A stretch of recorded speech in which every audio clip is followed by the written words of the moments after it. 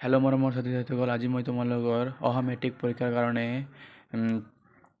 কেইটামান এনেকুৱা প্ৰশ্ন আলোচনা কৰিম যিটো প্ৰশ্নৰ দ্বাৰাই তোমালোকৰ মেট্ৰিক পৰীক্ষাত এটা ভাল মাৰ্ক গোটাব পাৰিবা। তো তেনেহ'লে আহক প্ৰশ্নবিলাক আলোচনা কৰোঁ। তোমালোকৰ চেপ্টাৰটোৰ নাম হ'ল সমাজ বিজ্ঞান, ৰাজনীতি আৰু অৰ্থনৈতিক বিজ্ঞান। তো তোমাৰ সূচিপত্ৰৰ প্ৰথম অধ্যায় ভাৰতীয় গণতন্ত্ৰ,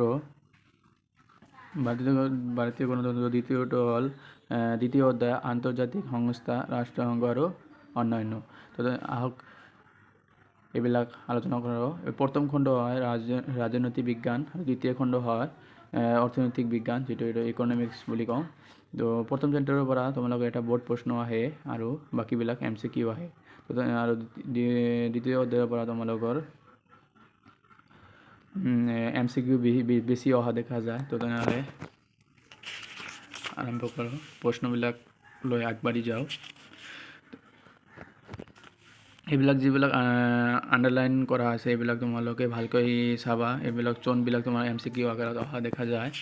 তো এইবিলাক আণ্ডাৰলাইনবিলাক তোমালোকে ভালকৈ কিন্তু চাই ল'বা। এইবিলাকৰ পৰা বহুত MCQ অহা দেখা গৈছে তোমাৰ ব্লু প্ৰিণ্টত। এইবিলাকে দেখাইছে। তো এইবিলাক চোনবিলাক তোমালোকে ভালকৈ চাই ল'বা। এইবিলাক তোমালোকে MCQ আকাৰত অহা দেখা যাব। এইবিলাক MCQ চোনবিলাকে তোমালোকৰ কিতাপত এইবিলাক লগাই লোৱা বা আণ্ডাৰলাইন কৰি লোৱা পেঞ্চিলেৰে। আৰু তোমালোকৰ এইটো বক্সটো বহুত ইম্পৰ্টেণ্ট হয়, এইটোৰ পৰা MCQ অহা দেখা গৈছে। তো আগুৱাই যাওঁ। আৰু সংবিধানৰ খচৰা কমিটিৰ সদস্যসকল তোমালোকৰ এই সংবিধান খচৰা কমিটিৰ সদস্যসকলৰ পৰাও ইম্পৰ্টেণ্ট আছে। এটা MCQ আকাৰত আহিব পাৰে আৰু 3 মাৰ্কৰ পৰাও আহিব পাৰে। তোমালোকে এই নামখিনি ভালকৈ জানি ল'বা।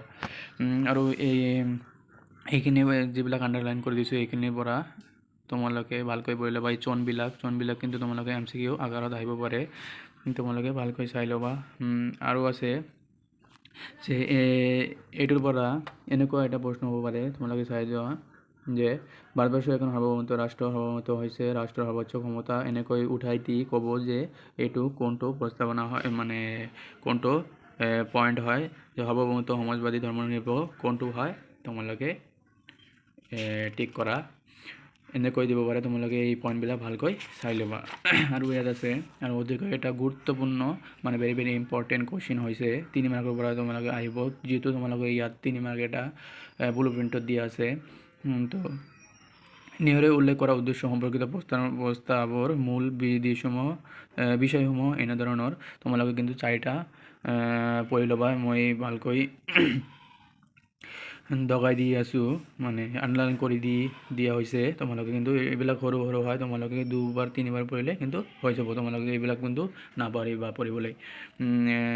যিবিলাক মই আণ্ডাৰলাইন কৰি দিছোঁ এইবিলাক যেনে ভেৰি ভেৰি ইম্পৰ্টেণ্ট হয়। এইবিলাক প্ৰকৃতিতে যুক্তৰাষ্ট্ৰৰ ইংৰাজী প্ৰতিশব্দ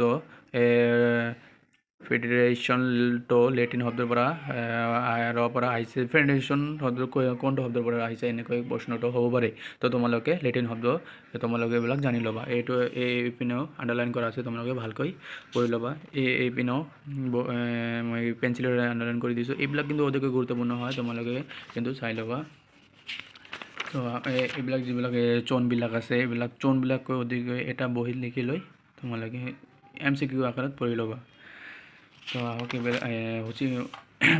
অনুশীলনটো চাই লওঁ। অতি চমু প্ৰশ্ন উত্তৰ এইবিলাক হয় সৰু সৰু প্ৰশ্ন। তোমালোকে 9টাই পঢ়ি ল'বা। তোমালোকে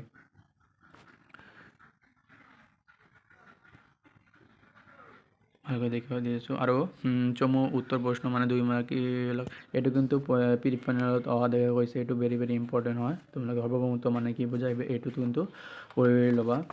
আৰু দীঘল উত্তৰ 1, 2, 1, 3 আৰু 4টো পঢ়ি ল'বা।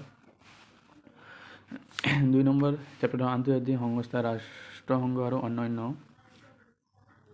এইবিলাক এইটো চেপ্টাৰৰ পৰা বেছিভাগ MCQ বেছিভাগ অহা দেখা যায়। এইটো চেপ্টাৰত তোমাৰ কি নাই, বৰ্ড প্ৰশ্ন নাই।